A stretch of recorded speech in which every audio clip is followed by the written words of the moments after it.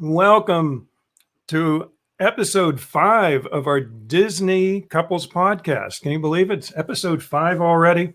And my wife's already left me. She's supposed to be sitting right next to me here. If you're listening to us on the podcast, it's just me right now, but she's making her way in here. Oh, wow. Look at this. Here she is. She's wandering on into the room now. I was supposed to have a little head thing, but I think I threw it out. Oh, my goodness. It's one of those days.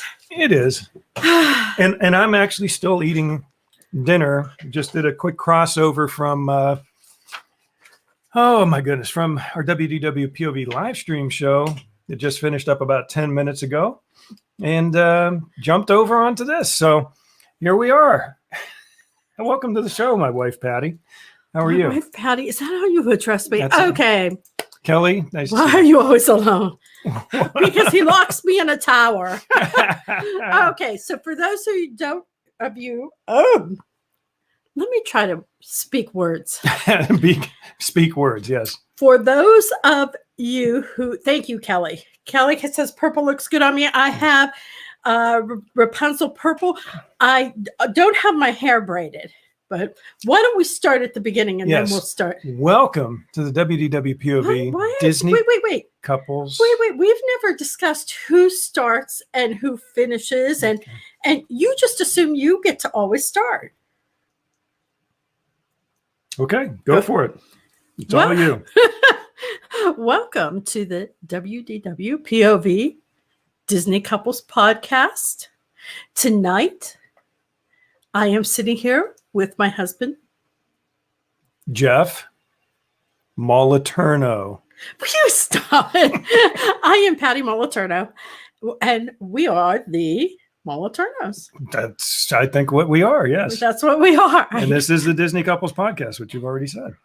So tonight we are talking about one of our favorite Disney couples and movies for that matter, Rapunzel and Flynn Rider from Tangled. Absolute wonderful movie. Absolute wonderful couple. I feel like it is one of those movies that is not valued as much as it should be. No. I mean, I should have paid. I have a star on. That's right. She's got a star on, sort of like from the movie. I should have painted it yellow. What am I wearing here exactly? It's sort of like a Flynn Rider shirt. Flynn Rider, but you don't shirt. have a vest because I was too cheap to buy the vest. Plus, for the podcast audience, they can't see any of this anyway. You see, he has that color shirt on. He does. So the podcast audience cannot see that my husband and I are dressed up. I did not braid my hair, but I had a little flower crown thing, like a wreath for the hair, and I think it got thrown out. Why? I think it was sitting, and it was very thin in an envelope. And I think yesterday. Are you kidding? Well, no. See, the $3 headpiece thing he gets upset about. Now I'm upset. I'm going to look through the garbage. Okay. I will because I'm resourceful. I'm pulling my sleeves His up sleeves on this aren't shirt. pulled up that much. Well, actually, look, they are. They're not quite. No. Okay, you pulled it up above your elbow. There we go. A little bit. I'm pulling it back down below my elbow. There we go. Okay, so. Now I look a little more like Flynn Rider, except much, much more handsome. Now, you are. Oh, thank you. He does that goofy face thing where he's trying the smolder. Oh, I may bring that up here in a little bit. I know it doesn't work. I'm going to try. It didn't work for her. I'm going to try the smolder. So we're going to talk about the smolder. We're going to talk about Flynn. We're going to talk about Rapunzel, and we're going to talk about some of our favorite scenes. But then we will talk about them as a couple. Okay. So, and I do have a few slides over here. They're not great. I didn't really. The podcast people can't see slides. No, but we can describe them. Like can. So this is. That's what they look like. Okay. You see what I've got here? Yes. Okay. You have too many. No. We use a lot of them right toward the end. There's like a big gap here between this and this. We're going to talk a lot between this and this. Podcast people can't see slides. But we can talk about them. And you can talk about the scenes, but don't talk about the slides. Okay. But we'll bring them up He for teaches. but we will bring them up for our He audience. teaches people to smolder. Oh, at at Trattoria El Forno. Okay. or he did before the pandemic. Yeah. Okay. Yeah. So but we may the do. smolder didn't- You may get an example of a smolder sometime during the show. But the smolder doesn't work. Rapunzel is not taken by the smolder. Okay. So now, when the movie starts, there's a narrator. Yeah, I just want to bring that up so we can. So you could be annoying. So we it could know be that. annoying. Yeah. Okay, so he's bringing up the Tangled poster, the Tangled movie poster. And while I do that, I'm going to eat my dinner. And so in the beginning of the movie, it's told the movie is told there's a narrator. Mhm. Do you know who the narrator is? Yes. Who? The same person who voices Flynn Rider. Well, Flynn's the narrator. Yes. So Flynn is the he's narrator. telling this from his perspective. I would absolutely love. And I know you've got a absolutely- big thing for that guy, I would act. Who do I have a big thing for? the actor who plays Flynn Rider, And Chuck from the movie. I from do the show not Chuck. have a big thing for him. I think he's an awesome guy. He's a nice guy. He is.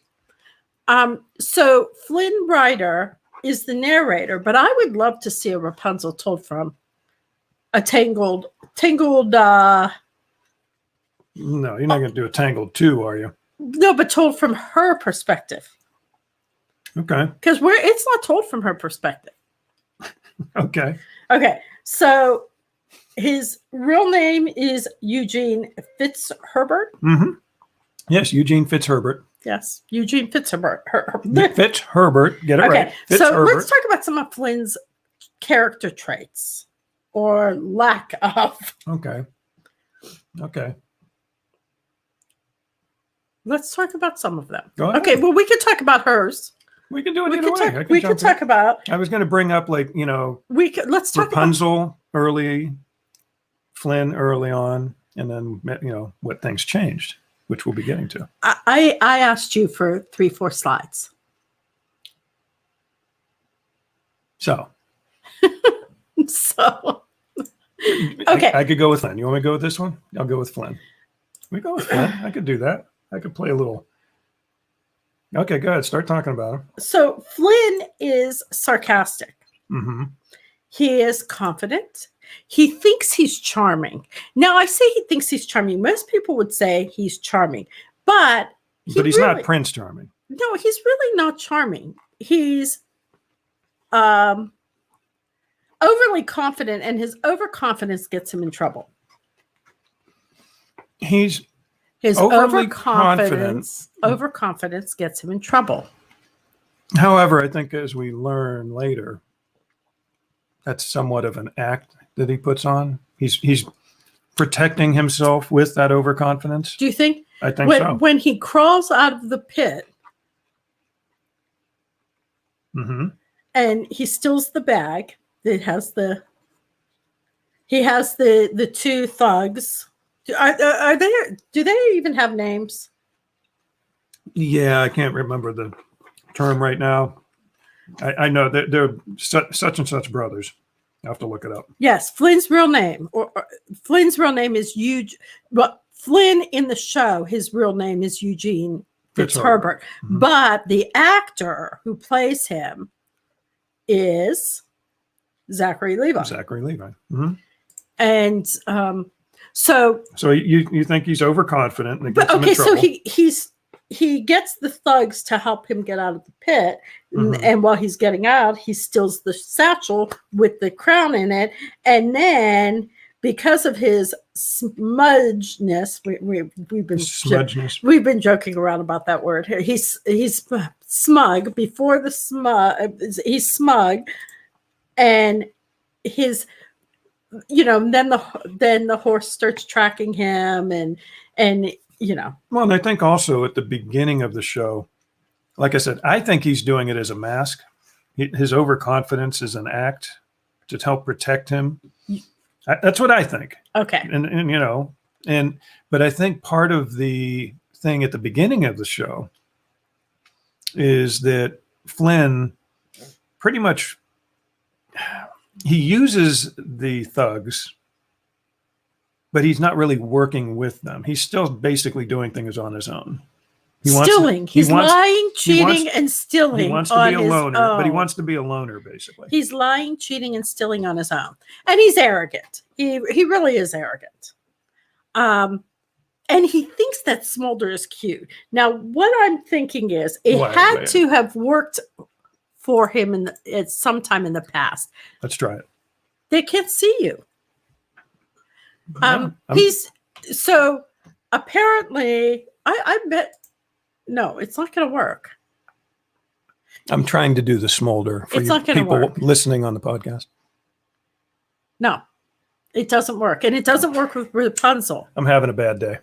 Okay. I tried. But it must have worked for Flynn in the past with some women somewhere for him to keep trying it. You would think. You would think. You would think. Okay. Now, one of the other things that through the movie, he actually listens to her and asks her questions and seems genuinely interested in her. That is a good trait. That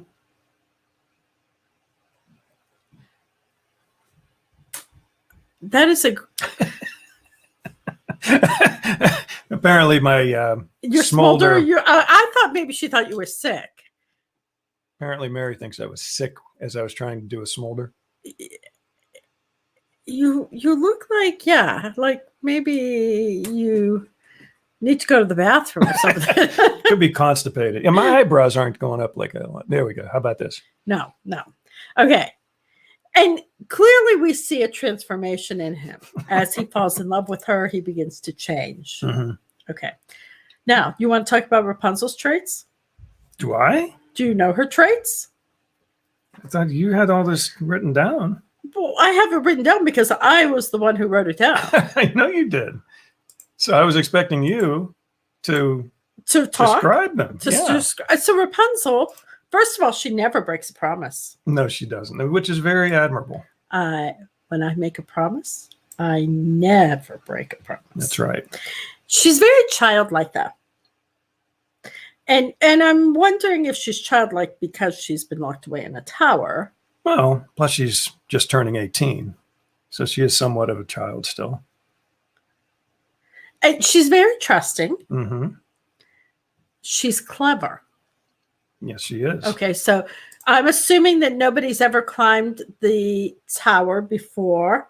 And, did she look around? Like, I'd love to see that. Like, as he's climbing the tower, what is she doing inside, looking around like, okay, what am I going to grab to... Oh, the frying pan. The frying pan, yes. The cast iron pan comes in super handy. Who knew? Yeah, who knew? I mean, that's like a classic weapon. But the downside is she falls in love with the first guy who comes along.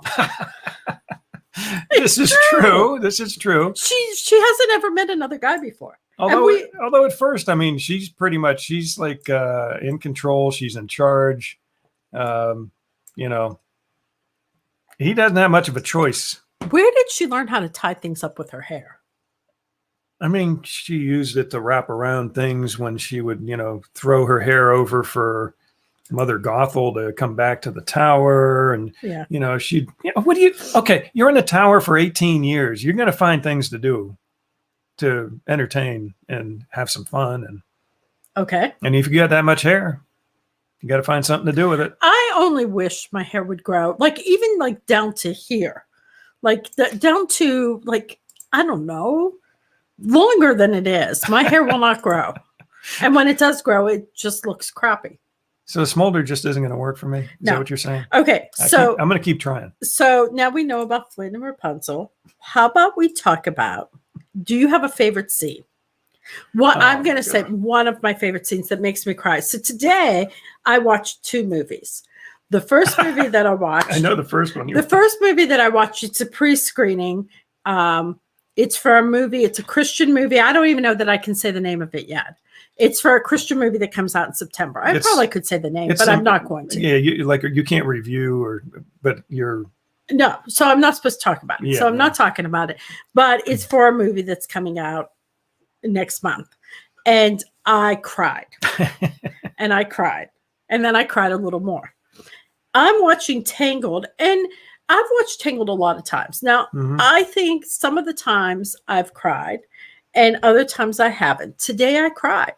I've cried. I mean, I at least tear up probably, I'm going to say almost every time I watch it. There are definitely certain scenes in that movie that always get me every single time. Okay, so when the king and queen are going, right before they go outside to light the lantern on Rapunzel's 18th birthday, the king has a tear that runs down his cheek. Let me pull it And up here. oh yes, and when his wife reaches this was not up, pre-planned. I pulled this scene up myself because this one gets me. I mean, oh my goodness, every time I see this scene. he is such a sad, broken person, and his wife very tenderly wipes the tear from his face, and it's just such a touching scene. And I know this isn't specifically about the couple, but Rapunzel and Flynn, but yeah, they're a couple. They're a loving couple as well. That's a good point.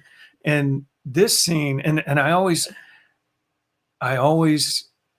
put myself in his spot. What would I, we have a daughter, we have boys, but we have one daughter.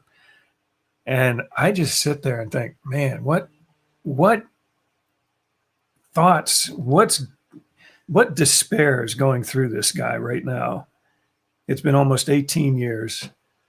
And here they are one more time lighting these lanterns on their missing daughter's birthday. And I just put myself in that spot. And all the years they lost. All the years they lost. So yes, she reaches up and wipes this tear away, and then they go outside together to light the lantern. And and we did not discuss this beforehand. She puts her notes together, and then I just go for the ride. So yeah, that's probably. I have there's another favorite scene of mine, but this scene just. This one does. Well, I mean, I have some favorites to come later in the show, obviously, which I. Okay, so now the one thing about Rapunzel is that she wants to believe the best about Mother Gothel. Yeah. About tough lady to be positive about but sure. Flynn. However, what she sees with her eyes as in the scene where they've just gotten off the boat, they watch the lanterns, and she. Oh, you're jumping ahead a bit here. She believes that he really cares about her, and this is a romantic scene, and they sing together, and I love this song. The song is absolutely amazing, and again, you didn't bring it up. I'm bringing it up now. Okay. There you go. So this scene is another one that I tear up, and again, I then at that point, as they sing the song, at last I see the light. Their eyes are finally opening. What? You're looking at me like I. No, I was listening. In our household, there's noises. There's children noises. That was the ice maker. Okay. Yeah. So yes, I absolutely love this song, and I think of our daughter again. But you're always thinking of our daughter. Will you think of me? I think of you too. But no, in this scene, I think of our daughter in the sense that she had been looking for years and years. Was looking for the right person. So have I. And you found him. Oh, 30 some years ago. Yeah. So almost 40 at this point. But I would always sort of tear up thinking, please God, send the person to her that. And I tear up thinking, please God, send the person to me. Man, I'm taking some heat tonight. No, you're not taking heat. I'm taking some heat tonight. That was a joke. But yeah, I mean, but you jumped way ahead. See, we didn't even really talk about. We're not talking about the whole movie. We're talking about the relationship. Yeah, I know. I wanted to build on that though. Flynn, for example, during the whole movie, what does he call her? During almost the entire movie, until you get to about this scene here, he calls her Blondie, and he's basically just making up these nicknames for her. Hey Blondie, hey. Because what he wanted to do is get the crown back. That was his whole objective. He wasn't trying to form a relationship. He didn't want to get close to her. Is that why you call me Blondie? I don't call you Blondie. I call you brunette. That's bad. No, but if you notice, if you watch the show again next time, keep an eye out for that. He does not call her Rapunzel until right about here during the lanterns and that general period of time in the movie. And then he's like, all of a sudden, it's like his eyes are open that here's this treasure. So he doesn't need the crown. He's found his treasure. Okay, so. And she has found her purpose and what she's been looking for in her life. Well, not really, but partly. No, because she still doesn't know about her parents yet. Yeah, true. But she wants to believe the best of him. And when she goes to get off, she gives him the crown. Well, yeah, she gives him the crown. And then series of circumstances. I don't want to give the whole show away. Oh, people have seen the show. Not everybody has seen it. Oh, come on. Okay. If they haven't watched Rapunzel by now, too bad. Tell them the whole thing. Okay. Yeah, he's ready to kiss her. He's like, they're here they are, ready for the kiss. And then he screws up. He sees those thug guys in the background, and he knows he's got to basically make it right with them before he can move on with his life. So he ends up being put on the boat. He loses the crown to the thugs, or hands it over. Yeah, but they don't care about. They the don't crown care at about that the point. crown. They know about her hair at this point, and its magical powers and properties. He's on the boat, but he's tied to the boat, and all she can see is the boat leaving with him in it. Right. So she believes, even though moments before she believed that he actually cared about her. Oh, yeah. And she wanted to believe the best of him. With her eyes, she sees something, but she's convinced that he's basically double-crossed her. She thinks that, although she only sees part of the picture. Right. But you get the feeling that she still feels like something's not right. Okay. She feels like something is not. She doesn't see the whole picture. I just said that. She only saw part of the picture. Yeah. I said that. Well, so great minds think alike, I guess. Or I just heard her say it and I just thought the same thing. But no, she like you said, she sees what's going on. She thinks, okay, this isn't good. He's leaving me. But you get the feeling that she knows something else isn't. Okay, so we're going to stop here. Something's not right. We're going to stop here. Okay. So is the show over? No. Oh. Here's my question. How many times do you see or hear things and jump to conclusions? Do you want my honest answer? Would you like my honest answer? You never do. Are you going to say you never do? No, I'm not going to say I never do. Okay. I'm not going to say I never do. I'm going to put my arm around you, bring you close. That's so you can hold on to me. So That's I don't. Right. And if I hold her arm and stuff, then she can't hit me. How often do I hit you? Not often. Okay. Okay. Do I ever see something and jump to conclusions? Sure. I think everybody does. Do I do it as often as other people I might happen to know in my life? Yes, you do. I don't think so. I would argue. Okay, so here's the thing. I see or hear things, but sometimes I've been right. Yeah, you have good intuition. But you sometimes I see jump to things conclusion. and snap. But here's the difference. I jump to conclusions and I immediately fly off the handle. Yes, you do. That's the way I'm going to put it. I fly off the handle. Okay, so you. We resolve the situation Mhm. and we move on. You don't say anything. Yeah, sometimes I might let it smolder. Smolder. No. Smolder. You're not smoldering there. You're simmering. No, it's a smolder. I have a smoldering. You're simmering. Yeah. And then the more you simmer, the angrier you get, but it's all a very quiet. And then what happens? Then you What? pull away. Yeah, I could. Yeah, you do. Yeah, it might happen. So It might happen. okay, so Mary says everyone jumps to conclusions, and Kelly says too often.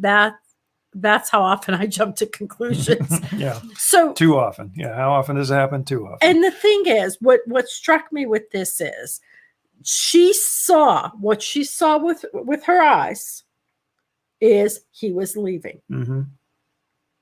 but that wasn't the whole picture. Right. And we do that. We do that in relationships, all of our relationships. If we took the time and thought the best of each other before we jump to conclusions. Mm-hmm. And I read this wonderful book, absolutely wonderful book. I tried to convince you to read it. I probably am going to have to get it for you. You can give me the audio version. Yes. I don't like to read very often. That's not, unless it's a technical manual or some instruction book. I recognize that. That's- I should get you the audio. Yeah. And it's called Keep Your Love On by Danny Silk. Oh, yeah. And I think I still have it somewhere. that's Melissa's copy Is that it? you stole. I didn't steal it. It was borrowed. You're still one of Flynn's traits, stealing. Yeah. Kelly says, I do sometimes. I simmer sometimes. I try to get to the bottom of things. Okay, so here's the thing. This keep your love on. So no more simmering. Is that what you're saying? No, And no more jumping to conclusions on your part? Well, I can work on it. The whole premise of keep your love on is that,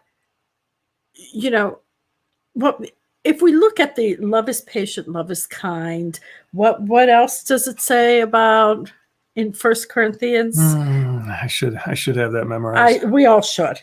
Love is patient, love is kind, love is not. I think it's not jealous. But I don't know that that's the next one. Yeah, I remember the order. They read it at our wedding. They did. And we've read it a few. Oh, more than a few times. A few times, yes. Yeah. 1 Corinthians 13. See, I know where it is. I do not know exactly what it says. And so I'm going to try 1 Corinthians 13. I'm sure you can find it. Love is patient and kind. Love does not envy or boast. This is the ESV. I don't know that we like that version. Okay, but we're still going to read it. It is not arrogant or rude. It does not insist on its own way. It is not irritable or resentful. It's not irritable. Irritable. I get irritable. Yes. It does not rejoice at wrongdoing, but rejoices with the truth. Love bears all things, believes all things, hopes all things, endures all things. And so if we're trying to think the best of one another. Yep. Tinnitus. Yes. Yep. If we're Patient, trying kind, to jealous, think the best of each other. Like I wouldn't necessarily jump to conclusions if I was thinking the best of you and not about myself. So that's my little thing about that scene. That really struck me. Like, Okay. And when I watch a movie to review it, I watch it through the eyes of a child. I really do. I don't know if you realize that. The eyes of a child. A child, yes. It's like I'm like 5 years old. What is going to bother me if I'm 5 years old watching this? And like this movie, as a 5-year-old, do you think a 5-year-old would think it's funny that she keeps smacking him with the frying pan? Probably. Yeah. Yeah. That's comical. Yeah. Yeah. It's painful. Definitely don't recommend it. We actually have a couple of cast iron frying pans like that. One doesn't have a handle. One's anymore. missing the handle because she used it on me. She smashed me in the head with it. You know what? You say these things, and people are listening and believing. Wait. Hold on. That's here we go. Bring that up. That was satire. This is satire. Yeah, I was joking. She doesn't hit me in the head with a frying pan. Actually, I dropped the cast iron frying pan. It was very old. I picked it up at an auction, and I dropped it in the sink, and the handle cracked off. Yeah. But cast iron frying pans they would do damage to a person's head. They would. That's if she hit him that many times with the frying pan, he would have some lumps forming. Yes. Or bleeding or something. Or concussion or who knows. Yeah. So that's exactly. Okay. The other thing is when the other scene, and I don't know if you have a picture of this, you probably do not. I could probably pick one up quickly though. No, it's okay. So when she's after she goes back with Mother Gothel and she's in her room. Oh, yeah. Yeah. And she realizes who she is. Right. She sees the paintings that she's done over the years and the stars embedded, that basically that royal symbol of the star, the crown type thing, all in her paintings. And yeah, that scene, that's another one of those scenes that just sort of pulls at my heartstrings. So I was saying, when I watch a movie to do a review, I watch it as a child. I watch it through 5-year-olds' eyes. As I'm watching movies for this, I'm watching it as a woman who has a significant other. I think she's talking about me. I am talking about you. Okay. And what would I appreciate about, if that's me, if I'm Rapunzel, what would I appreciate? What would be important to me? How would I view things? And when in that scene, she realizes who she is. And she goes to confront Mother Gothel. And she finds her I hate voice. the mumbling. She finds her voice. Yeah, she goes, I'm the lost princess, aren't I?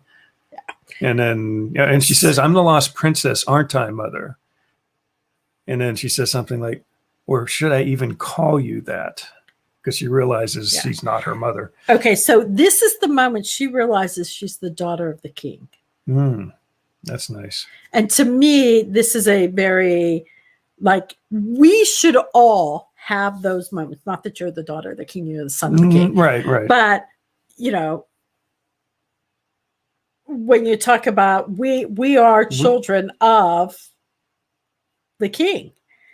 And everything at that point, when we realize that, should start to make sense in our lives. We should know who we are. Yeah, we should know who we are. We don't always. Oftentimes we don't. We forget, or we just, or the truth is hidden from us.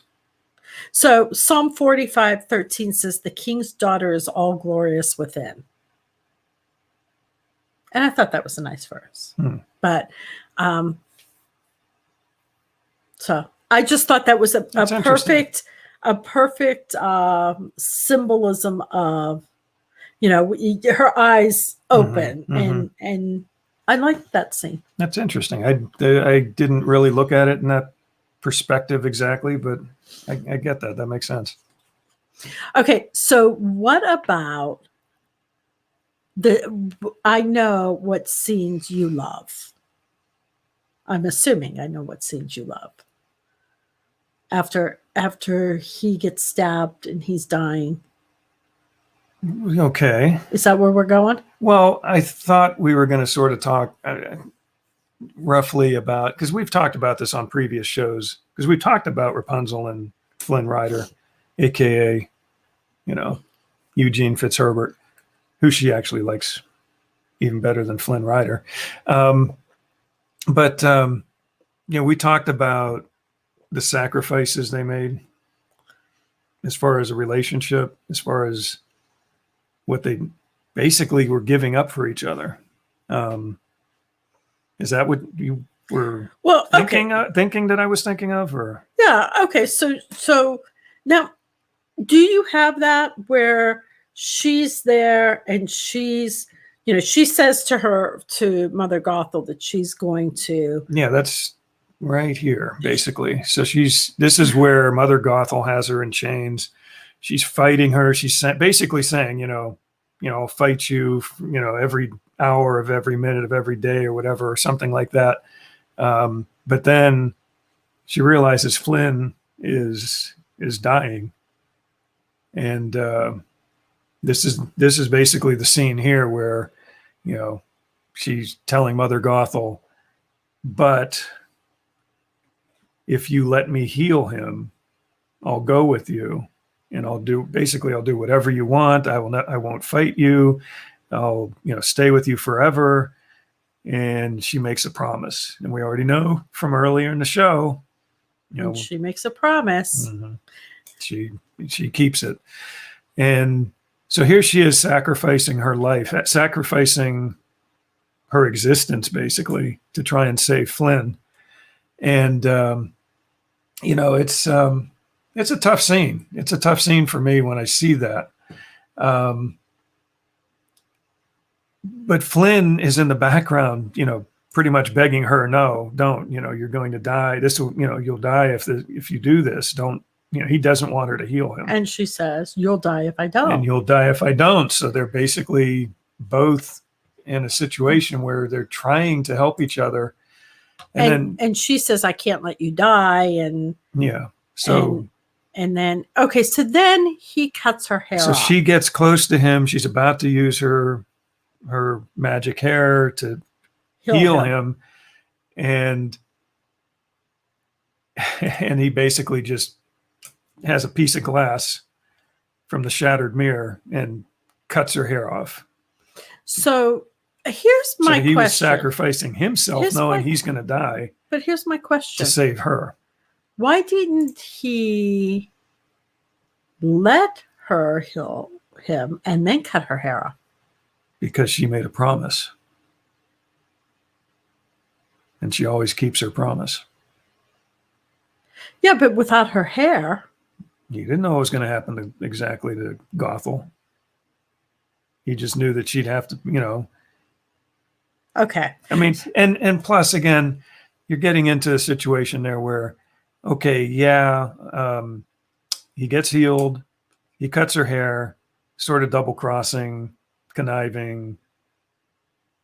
And even though his whole life is basically, been sort of hiding his inner self, I think he's basically like, this is it. I'm done with that. I'm not going to lie. I'm not going to cheat. I'm not going to steal. I'm trying to, he's a good person. And here he is now sacrificing himself to so, and there are lots keep her from having to make that promise. So there are lots of books and shows that have some sort of, I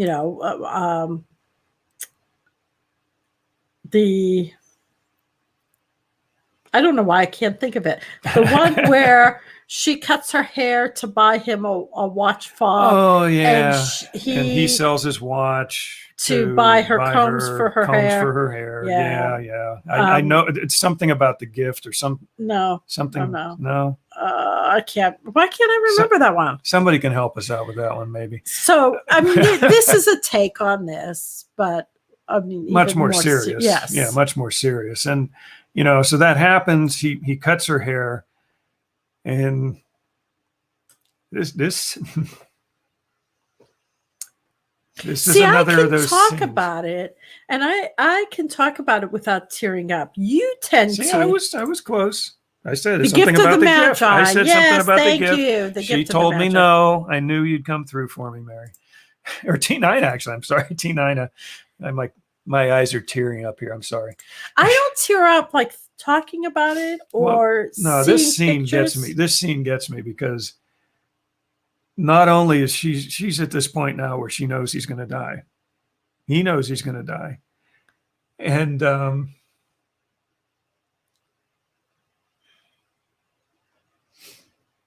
and he says, you were my dream. And, you were my new dream. You were my new dream. I'm sorry. Yeah. You were my new dream. I have it right here, right there. See, you wrote it down. You were my new dream. And I'm just she going says, from the she old novel, says, yeah. and you were mine or something. Yeah, she says, and you were mine. And that scene gets me. It just, every time I see it, it gets me. Mary says Jeff needs glasses. Well, Mary, my eyes are tearing up here, so I do have at least somewhat of an excuse, but my contacts. See, that's that, and like I said, I can watch it and tear up, but seeing the pictures and even talking about it, I'm okay. Well, see, if I talk a lot, I'm not being as much of a chatty Charlie, but if I talk a lot, I can get through talking about something without getting too emotional about it. If I don't talk a lot and I just think about, I'm thinking about that scene from the picture, and I'm thinking about what he says and what she says. No, I'll get emotional talking about our lives. Like if I'm relaying a story that happened to us, but to talk about this, I can talk about this in a very like, okay, this is what happens. So are you calling me a wimp? No, I'm just saying that's how I process things. Because I wouldn't have, 5-6 years ago. 5 years ago, you would have. 5 years, 6 years, 6 or 7 years ago. How's that? 7 years ago. 7 years ago. I wouldn't have cared. I mean, I would have cared. I'd get emotional, but I wouldn't, I wouldn't have known it. Yeah, I would have still been, not showing it. Okay. So it would have been more Spock-like. So Mr. Spock. She still says the whole line, and then a tear drops from her eye onto him, and he is healed. Yeah. Now, I want to know what people think about what really healed him. Her hair isn't there. Right, her hair isn't there. So what was it that... It's a good question. They never explain it, do they? That's a good question. I mean, is it just still that drop of the sun that, was in her hair, that there's still some of that inside her? Is it in her DNA? It could be. Is it just her love for him? That her belief in him, I don't know. I mean, that's a real good question. So is it just another take on Kelly says true love, T9 says true love. Yeah. But I mean, it clearly had to be more than true love, because true love doesn't make like little flamey things shoot out of people. Anthony says true love always prevails. And that says it was love. See, I think it was the love thing. It was love. I do think it was the love thing, with a little bit of sun, special sun drop powers. Sun drop powers. So, but no, I mean, if she didn't love him, would she have even bothered singing the song, knowing it, thinking at that moment it was hopeless? I mean, she wasn't doing it thinking she was gonna save him. She was just basically, and that's another part of that scene that gets me. It's just, the song that she's singing at that point, bring back. Sorry guys, I'm losing it again. Bring back what once was mine. That's tough. Just think if you could do that. You sort of did. When I had the cardiac arrest, my wife prayed and said to the youth pastor that was there at the time when I dropped dead, literally dropped dead, keep praying, God raises the dead. I didn't sing because I knew God would not honor that. If you sang, I would have still been dead as a doornail. She does not have the best voice. I'm sorry. Singing voice, nothing that, and she knows it. Talking voice. You know that. You know that. I'm not saying anything that should make you upset. No, but it's true. I mean, even Jack will tell you to be quiet when you try to sing sometimes. But I mean, that scene, it gets me every time. That whole sequence, bring back what once was mine. So here's the thing: as you're talking about it, you have this picture there, and I'm sitting here knowing knowing, yes, that's what I did. I already recognized that. I don't think I put 2 and 2 together until just now, as we talked about that at least that connection between that scene and what you did for me. I here, and the thing is, it's, a very different experience. You were dead. So was Flynn. Yes. I remember right after we were in the hospital and Melissa said to me, he was dead. He doesn't understand the trauma that we went through. I still don't. I know. I still don't. I cannot put myself in your shoes on that one. I really can't. I wish I could. No, you don't. I know I don't. Because I mean, I go out. No, I'm saying you say, I wish I could. No. Well, no, I don't want to, but I wish I could for the sake of understanding your point of view. And, we're all about point of view, right? Yes. Periodically. Usually Disney World point of view, but we also other points of view.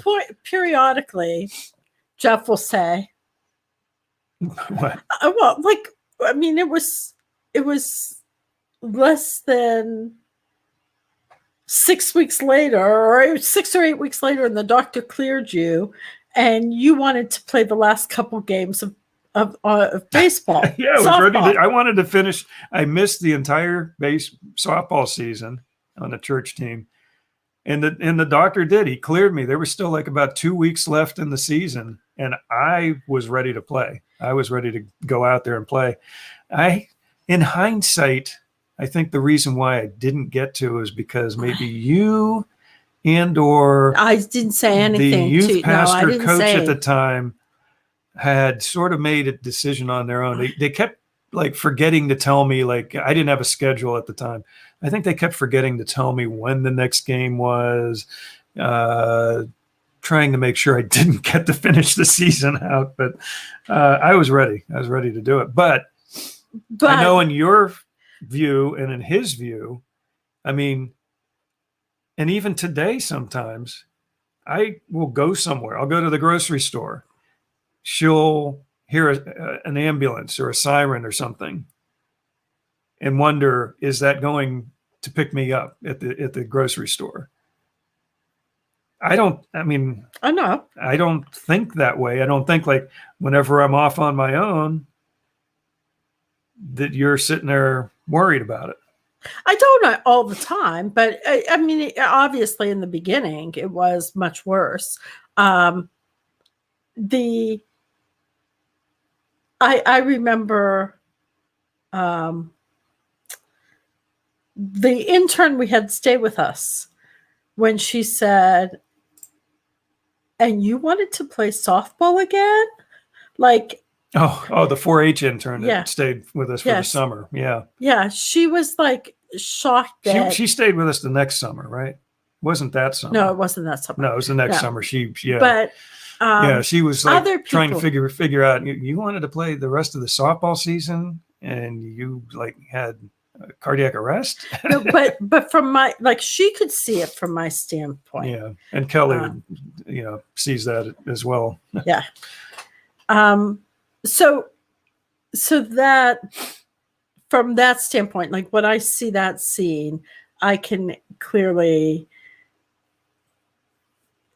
I can, and it's not seeing that scene that makes me tear up as much as going back to that moment. And, there are moments, I forget a whole lot of life. Quite frankly, I do. I don't remember details. My mom was staying with us and she would tell stories and she remembers details of things from when she was 3, 4, 5 years old. Mm-hmm. And she could tell you the neighbor's name and what the person was eating and in great detail. And I can't do that. It has to be something really big. But like that moment when I got that phone call, I stopped in my tracks, and I could show you the tile I was standing on. So yeah, Kelly is relates to the the heart incidents, helicopters. Yeah. And she's saying helicopters bring that back up, and T9 the same thing about her son in a car crash now, and she's a good Samaritan helicopter, she calls her kids. Yeah. See, I haven't been on that side of it. Yeah. I hope I never have to be. Yeah. So we're gonna go with it was her true love that healed him. True love, teardrops. Okay. Yes. So then at the last scene, well, one of the last scenes where she comes home. Oh my goodness. I don't have a picture of that here. Yes, you do. No. I don't have a picture of the scene just before this. And again, this was the great part about this movie. The thing that really got me about a lot of the scenes, the king, other than a slight grunt or groan, he doesn't really. He doesn't much. He doesn't say anything. He doesn't say anything. It's all in his emotions, in his face, in his eyes, in his tears. But so toward the end of the movie, then, when one of the guards, all you see is the guards. He opens the door to the king and the queen's chamber, and he just looks at them and sort of shakes his head, and they're like, they know what he's what he's there for, they just start running. See, I always view that as like they had standing orders. If she's ever found, no matter where we're at, you will interrupt. Yeah. And so, at that point, they go running to meet who they're hoping is their daughter. And they have, and the mother, and that's a great scene too. The mother, the queen, looks at Rapunzel. Rapunzel does that sort of, I can't even describe the look, but she just sort of, she just does this thing with her mouth where she just goes like that. And the queen and Rapunzel do it almost identically. And you're like, yeah, okay. Just, extra confirmation that they know who she is. And then the king comes over and they all embrace. And then Flynn's looking on, and the queen extends her hand to him and pulls him in as basically part of the family, or part of the reunion, and makes it all come together. And again, yes, I tear up during that scene too. Thank you very much. Why are you yelling at them? Because I just have to, because I got to sound like I'm tough. Oh, okay. I'm a tough guy at heart. So I don't tear up or cry. What can we learn about how to be a better couple from this? Okay. So what can we pull from this? Well, first off, don't get kidnapped from some crazy lunatic lady who then pretends to be your mother. No. Oh, no. Okay. No, that's, you want to go back to that point? Okay. No. Well, do you want me to talk from Flynn's perspective, or do you want me the whole movie? I mean, to me, the significant thing is knowing who you are. Yeah, and again, Flynn, partway through the movie, partway through the show, opens up to Rapunzel, reveals his actual name, Eugene Fitzherbert. I mean, what kind of name is that? That's not swashbuckling, cool, that's not somebody who could do a smolder look and. Now, we know very little about Flynn or Eugene. Yeah, well, we know that he, he's an orphan, I believe. Actually, well, that's what it says. Mm-hmm. However, but in Disney notes. Well, he says he's an orphan. Well, that's what I seem to remember. Well, Yes, and that he would tell stories to the other kids about Eugene. About Flynn Rider. It was, Yes. about this Flynnigan, whatever, swashbuckling character. So he changed his name to Flynn Rider to try and emulate that character and get away from his real life of, just being, Now, there are goofy old Eugene Fitzherbert. There are there's television, the Tangled series. Mm-hmm. And so here's I'm just going basically off the movie, but okay. Okay, so, but this is the background. My eyes have teared up too much. Are you? Am I right? Are you going off the rails here? No. Okay, because I thought we were just talking about the characters and what they did that we could sort of look at to help our own relationships. Well, okay, so he believes he's an orphan. Uh-huh. Ooh. So in the background, this is what it says. I don't know where they find this out. He was born to King Edmund and his wife. They were rulers of the Dark Kingdom.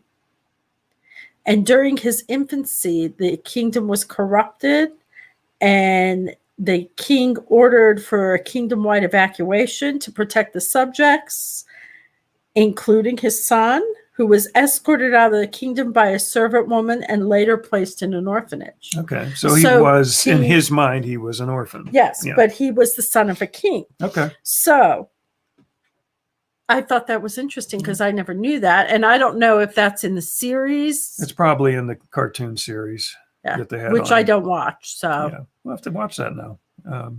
Do a little bit more digging on that part of the thing.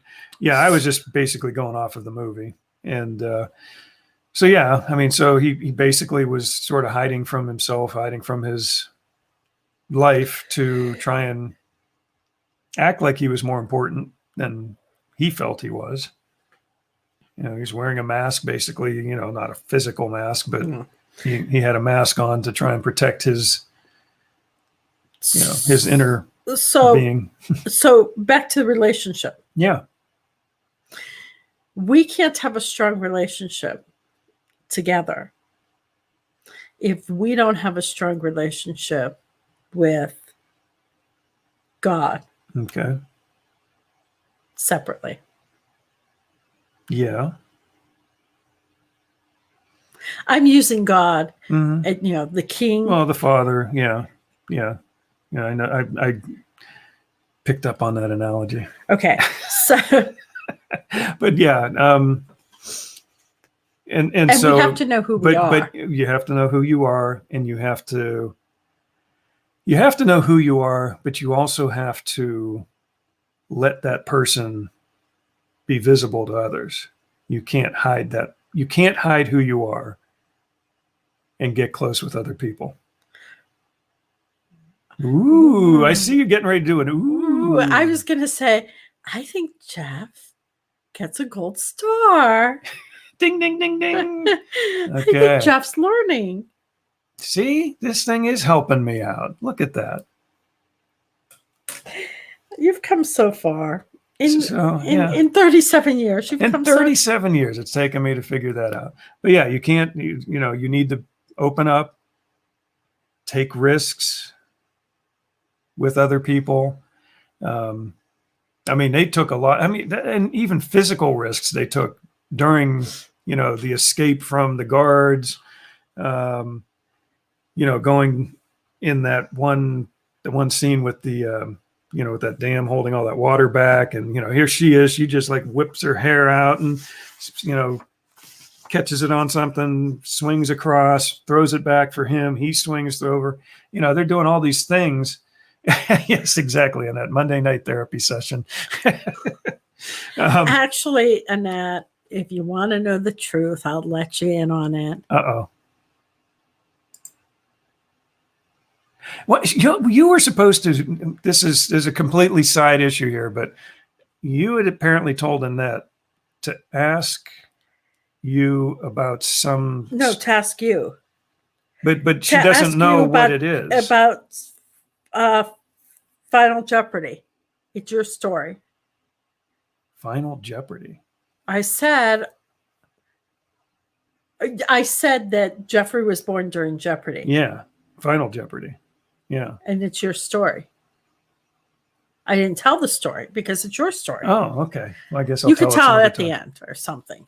Anyway, yeah. So, yeah, I guess this is like a cheap therapy session. Although, again, we will state we are not licensed therapists. We are just here talking and having fun about Disney couples. Well, we're trying to get people to think. That's what we're trying to do. Get people to think. Yeah.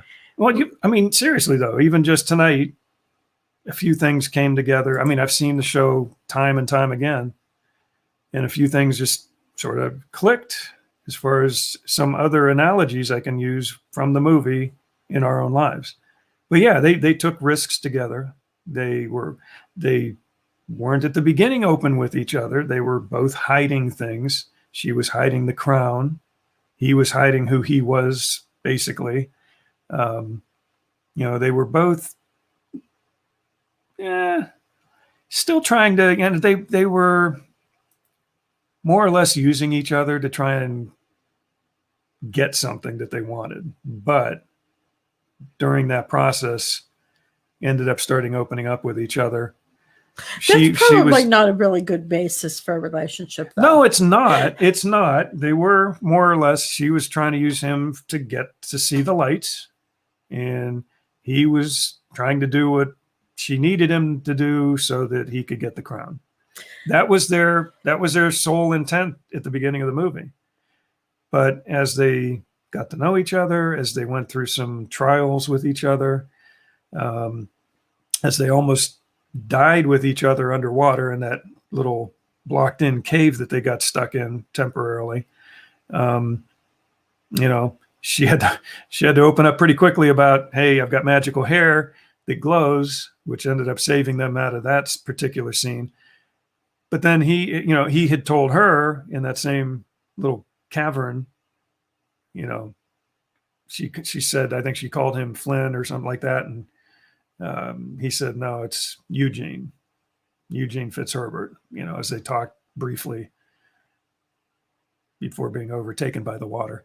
But and little by little, they opened up to each other. And that's sort of how relationships are. Like, I mean, you get protective and you don't want to open up, and that's understandable. You don't necessarily want to open up your whole life to somebody, just on the. Well, how about after 37 years? I started to open up a little bit more to you only recently. After 37 years? After 37 years, yeah. I decided I should probably. So should we tell them what we've done? I don't know. So we did go. We went talk to another couple at our church. Yeah. I didn't look at it like a therapy session. I was looking at it more like we were just talking. Apparently it was therapy, and I didn't even know it. It pulled the wool over my head. But I mean, it was more. Believe it or not, it got me to open up even more than I usually do. Yes. Crazy. Yes. Crazy. Yes. But, it's a couple of friends that we've known for a while, 10 years plus, probably. Yeah. Yeah. And here's the thing. I look at the person I married. If I would have said, let's go talk to someone, and we've had plenty of couples come and talk to us, say, hey, can we sit down? We have, through the years, several couples before they got married wanted to sit down and talk to us and ask us questions, and that knew us. They wanted to sort of, yeah. We've talked with, I remember that. Yeah. We've done that a number of occasions. Yes. And basically we're mentoring. Yes. I guess is the word. And we've had couples come to us and say that we are sort of like role models for them. And that's what I said. But if I would have asked you when we got married, would I be a role model? No. For marriage? No, that if you would go talk to somebody with the two of us, if we could go heck talk. no. No, you would Heck not have. no, you you're not would gonna have have let it. me walk out the door. You could, yeah, exactly. Like leave you. You would have let me live. You You would have let me live. That doesn't even make sense. I would have let you leave before I would have talked to anyone. Yes. About anything. Yes. For any reason. At any time. At any time. I'm starting to slip into Michael Scott from The Office. Yes, and I know that. Did you know that I'm slipping into Michael Scott? I knew that, but I also knew that you would have let me walk out the door for good before you ever would have agreed to go talk to anyone. That's because we have absolutely no problems. Right? The couple that thinks they have or no at least problems. I would never admit that we ever had any problems. And I'm still not admitting to anything because we do have a wonderful relationship. Okay, it's not perfect, but it's pretty good. Okay. We try. Sometimes. Are you crying? No, I'm not crying. I'm not crying. You're crying. Oh my goodness. So yes. But I love Tangled. I really do. I love the whole thing. And now I've picked up a few more things just from this conversation. In addition to knowing who you are. Knowing who you are. So that's that. Okay, knowing who you are. You're a child of the Most High God. Opening up. Being vulnerable. That's a good way to put it. Yes, being vulnerable and believing the best of the other person.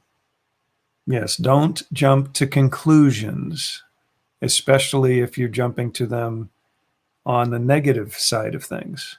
If you want to jump to conclusions and be positive, I'm okay with that. But don't jump to conclusions. Try to count to 10, think it through, and then say, this person really probably didn't do the worst thing that I'm thinking right now, maybe only the second worst thing. So just bring it up a notch, be positive. Now, what is your advice if the person did do the worst thing that you're thinking of? Well, then you can do whatever you want to them. Well, I'm kind of thinking maybe then it's time for really serious counseling. Yeah, then it might be, yeah. Or, not just a Disney couples podcast counseling.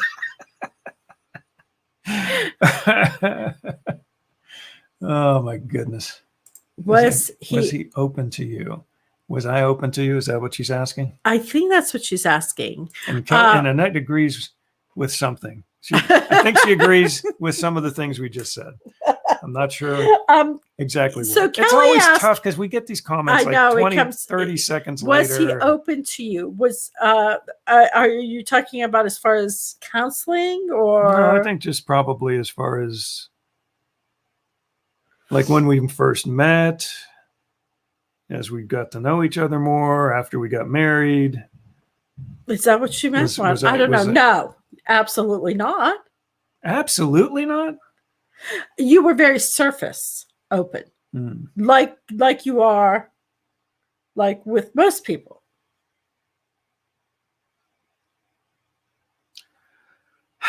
Okay. It's true.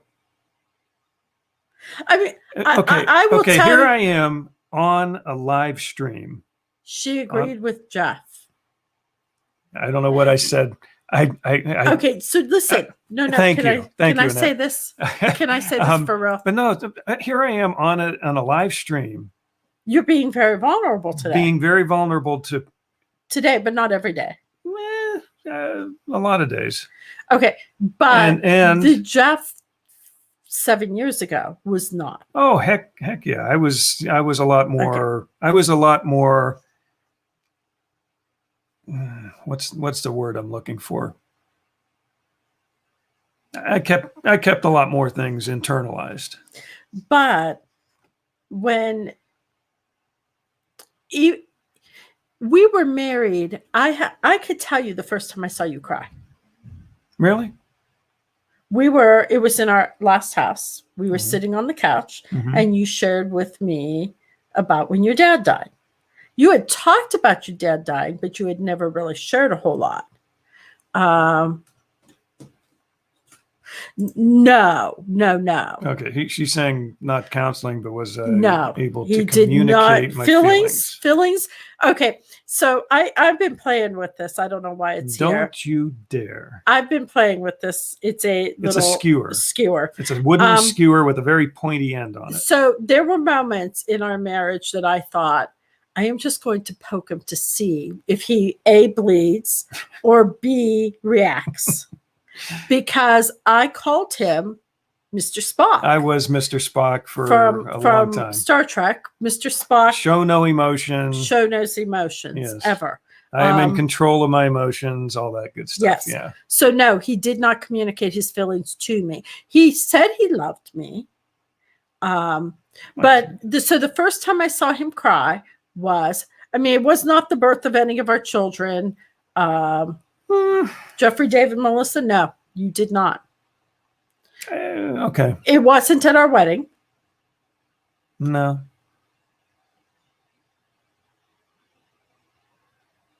Why did you look that way? No. And I never really had broken any bones or anything, so I never cried for that kind of stuff. But you cut your leg open. I did cut my leg open with an X-Acto knife. While we were dating.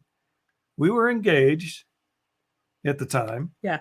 We were at my mom's house. I was still living with my mom at the time. And she was, I don't know, she was out doing something. I don't know exactly. I was studying. She was studying. So we were at my mom's house. We were both in college. I was studying. You were working on a model. I was working on a radio control. They don't need to know what it was. It was a model. He had an X-Acto knife. The big wooden glider, and there was balsa wood, and I was trying to cut a piece of balsa wood. They don't need all the details. Which stupidly I had right on my knee, and it went through the wood and went like that into my knee. I still have a scar from it. Probably about an inch or two scar. And I tell him to take his pants off. Yeah. I'm holding my leg. It's that my pants are like, this is one of those moments. That maroon dark color that isn't good. And I'm trying to just hold pressure on my leg. And we couldn't see what was going on. There was a perfect cut right through my blue jeans into my leg. We go upstairs into a bathroom to try and see if we can wash it off or do whatever. Yeah, I had to take my pants off so we could see what was going on. So he takes his pants off, pull my pants and I down. grab paper towels, and I just start. No, you went downstairs. You said, I'm going to go get some egg white, because a lot of times you can use egg white to pull together a wound. And so while she's doing that, I get my pants off. I tried to pull it up on my leg, but it wouldn't go high enough. I tried to do that first to get it pulled over my knee, and I couldn't. It was right on my knee. So I had to pull my pant leg down. I pulled it down. And I let go of it for a second so we can see what it looked like. And we just sort of looked at each other, and she's like, egg white's not going to do it. It's not going to go together with egg white. So yeah, so that I ended up I pulled my pants back up. Actually, I didn't even get them back up at that point. We went outside. I was like hobbling outside because my pants were down around my ankles. Get in the car. She's getting ready to take me to the hospital. And right then, that's when my mom pulls into the drive. So his pants are down. And then I'm driving him to the hospital with his pants down. I got them pulled up on the way to the hospital. Not really. And then now this is back in the 80s. Yeah. And he didn't realize the significance of saying, oh, she did it. Yeah. So the doctor, intern, whatever it was at the emergency room is asking me about, how did this happen? And I jokingly said, oh, she stabbed me with a knife. Nowadays, it's like, if I would have said that, They would have been taken away. They would have had, social services in the door in like 5 seconds. And then I just sort of laughed. I said, no. I explained to the doctor. I said, no, I was using an X-Acto knife. I told him what happened. Yeah, it wasn't a stab wound. I mean, you could tell that. Slit, it was a slit. It was a slit. So, and pretty deep too. So we're telling the story that you did not even show any emotion then. I did not cry. I definitely did not cry. You showed no emotion. I don't know about no emotion, but geez, So a lot of our relationship, you showed no emotion. Now, I said to you, so Jeffrey, David, and Melissa were born, and we were sitting on the couch in our last house. Oh my goodness. We were sitting on the couch in our last house. And we've lived in this house, 21 years? So it had to be 22. No, we've been married. If anyone wants to see T9's comment, you're going to have to, if you're listening to the podcast, you're going to have to go watch the live version of this because I can't read that whole thing. Okay, so we're it's sitting about on flying the couch, off the handle. and you shared. Don't with jump me, to conclusions. You shared with me when your dad died. So we had already been together probably 15 years or more, or more. And you finally shared with me when your dad died.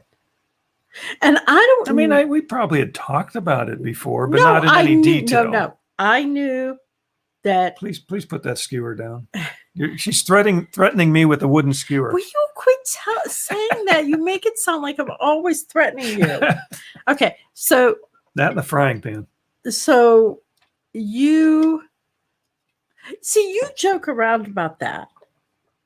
How do you think you would feel if I said, don't hit me again?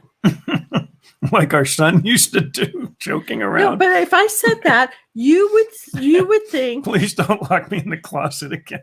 You would think. He would come up with these lines and we're like, oh my goodness. You interrupt all the time. I know. Actually, I'm pretty good. But you would say, okay, somebody's going to believe this. Yeah. Please stop doing that. Yeah. Okay. Because I'm not abusive. I know. And I haven't stabbed you. Not yet, anyway. So it was 15 plus years before you really opened up about my dad and about your dad. Yeah. But not about anything else. Right. So, yeah, you haven't done anything yet. The night is still young. The night is still I'm weary. I am weary. Yes. Look, they're both thinking. T9 and Mary are both thinking the same thing. Yeah, you haven't done it yet. People tell me I'm exceedingly patient. People have told me that too. Because of me? No, just in general. That I can put up with a lot and not get angry about it. Oh, you get mad at me. I'm allowed. That's because I try to be open with you. Oh my God. Okay, so anything else you wanted to cover about? I know. So I'm trying to bring this back on track here. That's what I do. That's my job. Well, that's your job. That's what I do. Yeah. So the answer to I would have killed you a long time ago, Jeff. Okay. Mary, I have more practice. So the believing the best of one another, knowing who we are, yeah, as individuals, yeah, you have to. And we were pretty young when we got married. Yeah, we were. We were very young. I was 19. You were 21. Yep. You were technically 18? No, I was 19. Were you? You were 22? I was 22. So I was 19. But that's young. But we got married in September. Your birthday was October. So technically, I think you were... No, I turned 20. We got married in 1984. Yeah. I was born in 64. Yeah. Okay, so you were 19. Okay. I don't know why I was thinking you might have been 18. So... Yeah, I know. She was young enough. I don't need to go back anymore. So I didn't know who I was. Yeah, we were still figuring out who we were. Yeah. But we figured it out together. Let's be independent together. So knowing who we are and the making sacrifices for one another. Yeah. And I think we live in a society right now that it's all about the individual. What can I get out of this? What can I? Or I mean, every man for themselves. Yes. You know. Or I mean, I see so many women say, and they have said to me, I would never homeschool, you know, I would never, whatever, fill in the blank. I nursed all my children. And Marcus and Jack both had dairy allergies. And so when you're nursing and you have a child with a dairy allergy, you either put them on formula or you eliminate dairy. And I eliminated dairy. And I can't tell you the number of women who said to me, oh, I would never do that. Okay, so here's this child who didn't ask to have a dairy allergy. Yeah. Yeah. And T9 is saying never say never. Yes. Because you never know. Never know. Yes. And But, Kelly is saying, yeah, her husband is health issues have a tendency of pointing you to God. Opening people up more. Yeah. Do you think that's why God lets you go through things? Sometimes. Yeah, sometimes. So this making sacrifices for one another, and I feel like we've lost that as a society. Yeah, we don't do it for our children. Well, we do, but yeah, I no, know what you're saying as a society, right? Yeah, and I think this, Tangled, and the whole relationship between Rapunzel and Flynn. That's, to me, probably one of the best examples of sacrificial love in any movie, not even just necessarily a Disney movie, that's probably out there that I can think of. It's a good example. Well, it is getting late. It is. This is much better for the two of us than it is for any of them. What do you mean? What's much better for the two of us? Discussing these movies. Oh, because we're learning along the way? Is that what you're saying? Yeah. Okay. We are. We are. I know we are. And again, tonight, I mean, there were definitely things that I picked up from this movie that I've seen dozens and dozens and dozens of times. I love the movie and just watched it again last week with Jack. And you watched it again today. Learn something new again. Learn something new, even from talking about it today. So thank you. Well, thank you. Thank you for agreeing to do this. To do what? The whole podcast, Disney Couples podcast thing? Yeah. It was a good idea. I like it. We'll eventually run out of Disney Couples, but and then we can have Disney Couples on. Well, we might have to do that before we run out of couples. We might bring on some guest couples. T9 says it's getting late and tomorrow is the first day of school. Oh, that's bad. That's sad. That is sad. Some people have started school already. I've heard a few places have started already. Beginning of August, and it's amazing. So who was our next couple for next time? I don't think we have one. I don't think we decided. Unless you've got one that you're thinking of that you haven't let me know about yet. Otherwise, we might have to throw it up for a vote like we've done the last few weeks. Maybe you can come up with 2 or 3 or 4 that you're thinking you'd like to do for next week, and we'll put it on the WDWpov Facebook group and page or whatever, and we'll Mary, put it up for wishes poll. tomorrow was the first day of school. Oh, okay. Wait, she wishes tomorrow was the first day of school? Yes. Oh, okay. Um, And Annette says their kids go back after Labor Day. That's what I was used to when we went to school. We didn't go back until our Cantfield Fair. It's a big event in our area, and it ends on Labor Day. And traditionally, most of the schools in our area would not open up until after the Cantfield Fair. Probably last 10, 15 years or so, they've started to open up earlier. We need to say goodnight. They're all saying goodnight to you. We do need to say goodnight. And after Labor Day and after the Jewish holiday. Yep. So, okay. So I guess we're going to wrap it up. I hope you guys learned something tonight. I know I did. I hope it helps out with your relationships, or you could pass it on to other people that it might help. If you know anyone you think would benefit from the show, please share it. And keep in mind that as of today, actually it might have been yesterday, but today's the first day I noticed officially the Disney Couples Podcast is on Apple Podcasts. So we had submitted it a number of weeks ago, and it officially showed up on Apple Podcasts. So if you go to your iPhone, just look up WDWpov, or if you want to type a whole bunch of stuff, you can say Walt Disney World Point of View. Either one of those will get you to our first podcast, which was back on Mickey and Minnie. Eventually, I'm going to try and tighten up the search too a little bit, because I wanted it also to pick up on Disney Couples Podcast.